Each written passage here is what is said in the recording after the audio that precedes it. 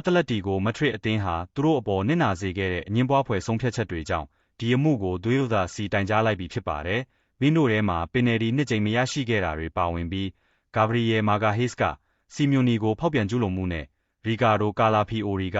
အန်နွယ်နီဂရစ်မန်ကိုဖောက်ပြန်ကျူးလွန်ခဲ့တာတွေဖြစ်ပါတယ်။လီယိုကဘက်ကလည်းပထမပင်နယ်ဒီနဲ့ပတ်သက်ပြီးကြီးမားတဲ့အမှားယွင်းတစ်ခုရှိခဲ့ရဆိုတာကိုအခုအခါမှာဝန်ခံလိုက်ပါတယ်။အဲ့ဒါဟာကိုရရှိနိုင်မဲ့အခွင့်အရေးကိုတိတိတာတာတားဆီးလိုက်တဲ့ပြစ်ဒဏ်တစ်ခုဖြစ်ပါတယ်။ဒါပေမဲ့အစမ်းကျယ်ဆုံးအစိတ်ပိုင်းကတော့အဲ့ဒီလိုဖြစ်ရတဲ့အကြောင်းရင်းပါပဲ။ပွဲစဉ်အတွင်းမှာကွင်းလယ်တိုင်နဲ့ဝေးရတိုင်တို့ကြားဘာသာစကားအခက်အခဲကြောင့်ဆက်သွယ်ရေးပိုင်းမှာအလွဲအချော်တွေအများကြီးဖြစ်ခဲ့တယ်လို့သိရပါတယ်။ရလဒ်အနေနဲ့ဂရစ်မန်ရဲ့ကစားကွက်အပေါ်မှာအကြီးအကျယ်ရှုပ်ထွေးမှုတွေဖြစ်ပေါ်စေခဲ့ပါတယ်။ဆက်ပိုင်းမှာကွင်းလယ်တိုင်ကဂါဗရီယယ်ပေါ်ပြစ်ဒဏ်ကျူးလွန်ခဲ့တယ်လို့ယူဆခဲ့တဲ့အတွက်ပင်နယ်ဒီမပေးခဲ့ပါဘူး။ဒါပေမဲ့ဟွေးလ်ကဂါဗရီယယ်ပေါ်ပြစ်ဒဏ်ကျူးလွန်ခြင်းမရှိကြောင်းအတည်ပြုပေးတဲ့အခါမှာတော့အရာအားလုံးလွဲချော်သွားပါတော့တယ်ပေးပို့တဲ့သတင်းစကားကိုမှားယွင်းစွာအတိတ်ပဲကောက်ယူခဲ့ကြတာပါကွင်းလယ်တိုင်ကသူ့ကိုဂါဗရီယယ်ပေါ်ပြစ်ဒဏ်သတ်မှတ်ဖို့ပြောနေရလို့ထင်မှတ်ခဲ့ပေမဲ့လက်တွေ့မှာတော့ပင်နယ်ဒီပေးဖို့ပြောကြားခဲ့တာဖြစ်ပါတယ်မထရစ်အတွက်တော့တကယ့်ကိုနစ်နာစရာပါပဲ